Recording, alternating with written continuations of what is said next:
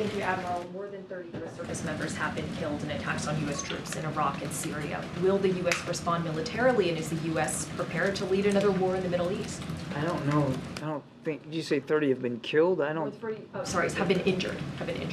Yeah, I'll let the Pentagon speak to the number of injuries that they've had. My understanding is that almost all the troops that have been injured are back on duty, and that there are some that have suffered what we call traumatic brain injury. That's from the concussive effect when these rockets land close by, and sometimes it takes a while for those symptoms to manifest themselves.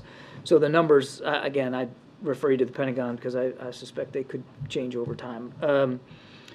As the President said yesterday, we've got troops in Iraq and Syria that are there on a very important mission, going after ISIS. Still viable mission, because it's still a group that poses a threat.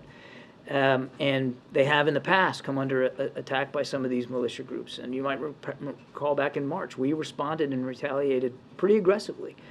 And as the President also said, we're going to do what we have to do to protect those troops in our facilities. Now, what we decide to do as Commander-in-Chief, that's his decision to make, and he'll make it in a time and a manner of his own choosing.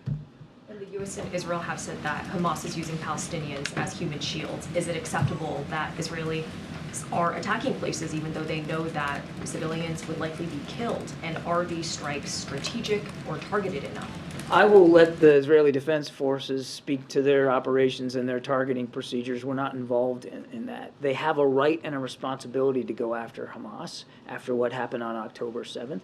And we've said, as I just mentioned to Peter, we've obviously had conversations with them about, and the President said yesterday, the need to be careful about causing civilian casualties and to be targeting Hamas leaders in a way that minimizes risk to civilians and to collateral damage.